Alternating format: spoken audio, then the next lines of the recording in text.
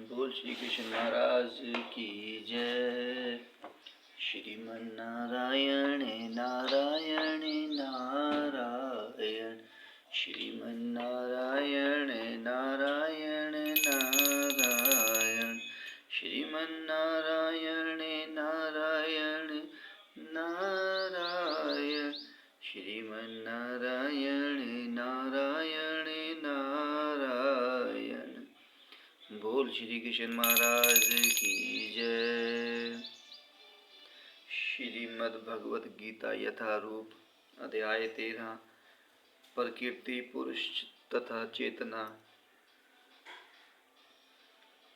यदा भूत पृथ्वग भाव मेकशतमनुपश्यति ततएवं च विस्तार ब्रह्म संपश्यते तदा।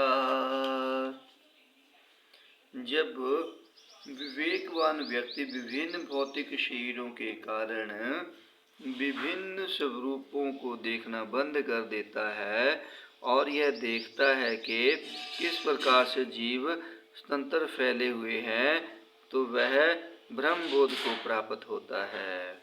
बोल श्री कृष्ण महाराज की जय। तात्पर्य, जब मनुष्य यह देखता है कि विभिन्न जीवों के शरीर उस जीव को विभिन्न इच्छाओं के कारण उत्पन्न हुए हैं और वे आत्मा से किसी तरह समृद्ध नहीं है, तो वह वास्तव में देखता है देहात्म बुद्धि के कारण हम किसी को देवता, किसी को मनुष्य, कुत्ता, बिल्ली आदि के रूप में देखते हैं। यह भौतिक दृष्टि है, वास्तविक दृष्टि नहीं है। यह भौतिक भेदभाव देहात्म बुद्धि के कारण है। भौतिक शरीर के विनाश के बाद आत्मा एक रहता है। यही आत्मा भौतिक प्रकृति के संपर्क से विभिन्न प्रकार के शरीर धारण करता है। जब कोई इसे देख पाता है तो उसे आध्यात्मिक दृष्टि प्राप्त होती है। इस प्रकार जो मनुष्य पशु, ऊंच नीच आदि के भेदभाव से मुक्त हो जाता है, उसकी चेतना शुद्ध हो जाती है और वह अपने आध्यात्मिक स्वरूप में कृष्ण भावनामृत विकसित करने में समर्थ होता है। तब वह वस्तुओं को जिस रूप में देखता है उसे अगले श्लोक में बताया गया है। बोल श्री कृष्ण महाराज की जय। अनादित्वा रात्रि अनादितत्रि गुरुणत वात परमात्मा यम व्यय शरीर सतोपि कौन्तेय न करोति न लिप्यते। साक्षात दृष्टि संपन्न लोग यह देख सकते हैं कि अविनाशी आत्मा दिव्य, साक्षात तथा गुणों से अतीत है। हे अर्जुन, भौतिक शरीर के साथ संपर्क होते हुए भी आत्मा ना तो कुछ करता है और ना लिप्त होता है। बोल श्री कृष्ण महाराज की जय। तात्पर्य, ऐसा प्रतीत होता है कि जीव उत्पन्न होता है क्योंकि भौतिक शरीर का जन्म होता है, लेकिन वास्तव में जीव साक्षात है, वह उत्पन्न नहीं होता और शरीर में स्थित रहकर भी वह दिव्य तथा साक्षात रहता है। इस प्रकार वह विनष्ट नहीं किया जा सकता। वह संभाव से आनंदमय है। वह किसी भौतिक कार्य में प्रवृत्त नहीं होता। अतएव भौतिक शरीरों के साथ उसका संपर्क होने से जो कार्य संपन्न होते हैं वे उसे लिप्त नहीं कर पाते। बोल श्री कृष्ण महाराज की जय।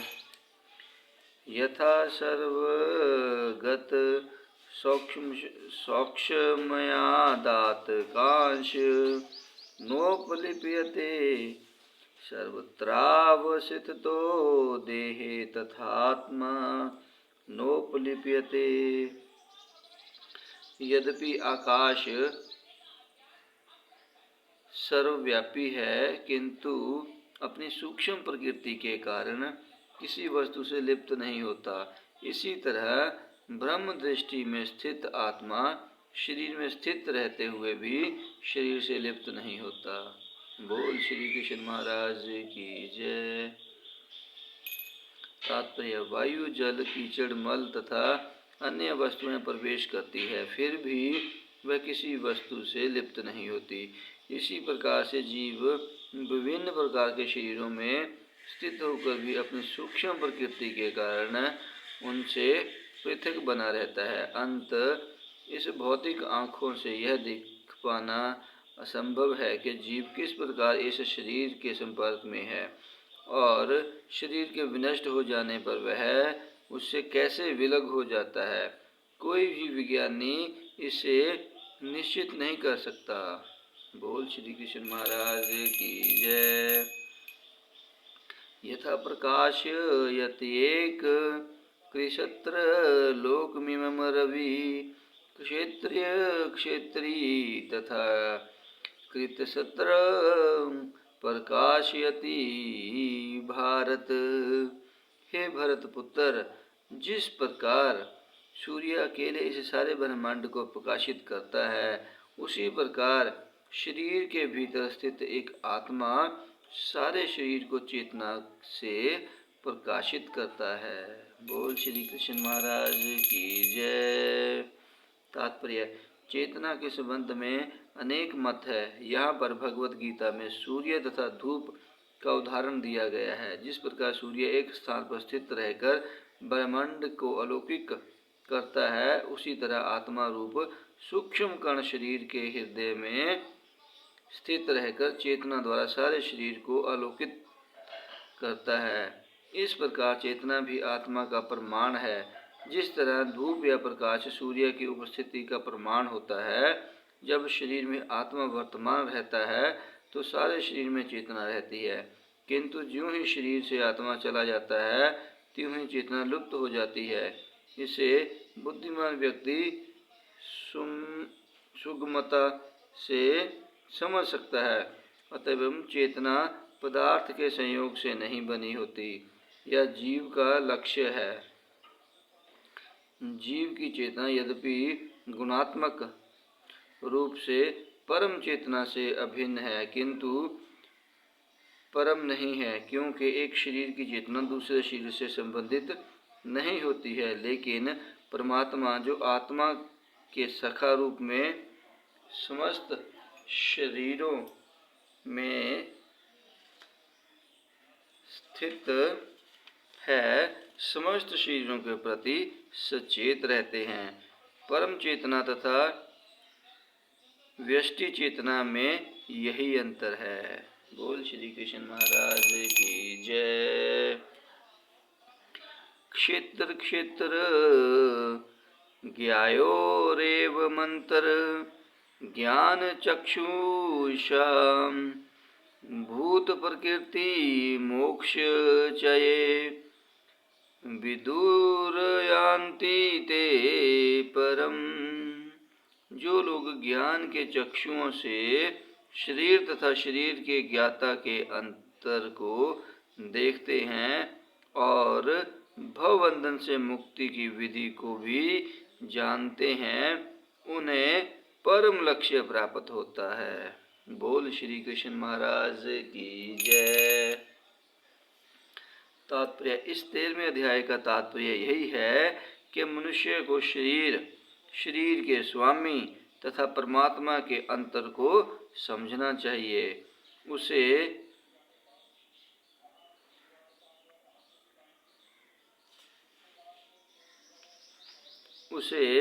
श्लोक 8 से लेकर श्लोक 12 तक में वर्णित मुक्ति की विधि को जानना चाहिए, तभी वह परम गति को प्राप्त हो सकता है। श्रद्धालु को चाहिए कि सर्वप्रथम वह ईश्वर का श्रवण करने के लिए सत्संगति करे और धीरे धीरे प्रबुद्ध बने।